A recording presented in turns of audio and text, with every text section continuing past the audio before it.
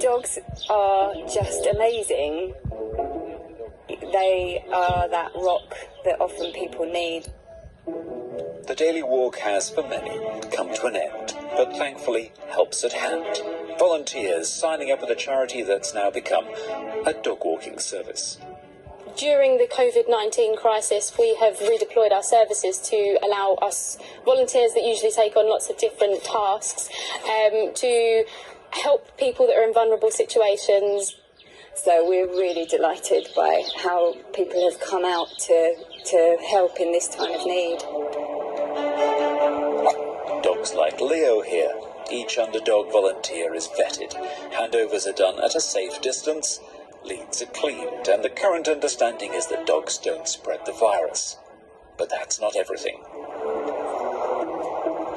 Because there's no shortage of dogs needing a walk, and there's no shortage of volunteers who want to give them a walk. The issue, though, Cleo, strawberry, these are strawberry. We're bringing them together. Be back soon. Back soon. So that's why the charity wants to get the word out to reach people like Stephanie and Leo. I found myself feeling extremely unwell for about 2 or 3 weeks, and I thought, gosh, what am I going to do? I can't take my dog Leo for a walk. And I found this wonderful charity online, and for me it's been an absolute lifesaver. So we may be limited to just one walk a day, but hundreds of us are keen for a bit of canine company and a chance to help those who can't get out. David Siletto, BBC News.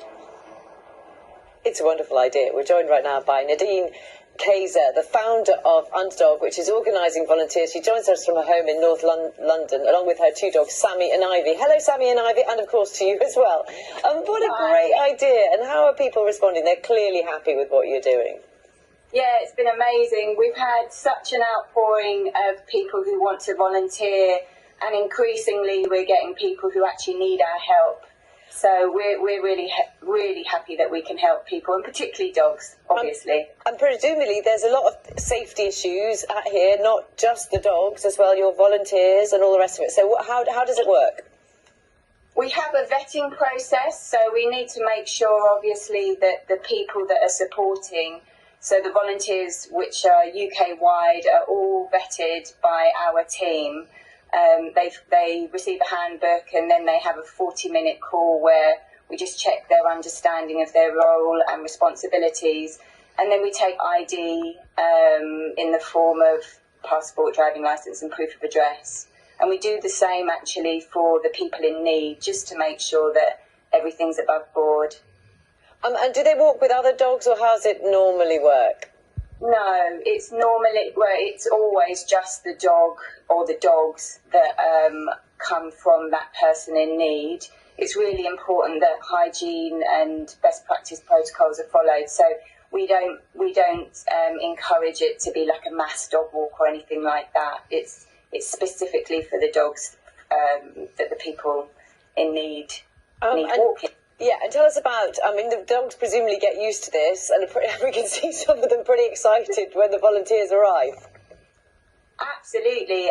Obviously they're building a bond really quite quickly because the dogs need exercise, and even though we're encouraging the volunteers not to be having physical contact with the dogs, so they shouldn't be kissing and cuddling and all those lovely things that we normally love to do with our dogs, they really just have to take them for a walk, lots of verbal communication and mental stimulation by walking them, letting them sniff, and all the usual things that we do when we take dogs for a walk. And very briefly, tell us about your 2 dogs. Are they enjoying this kind of strange period we're all living through?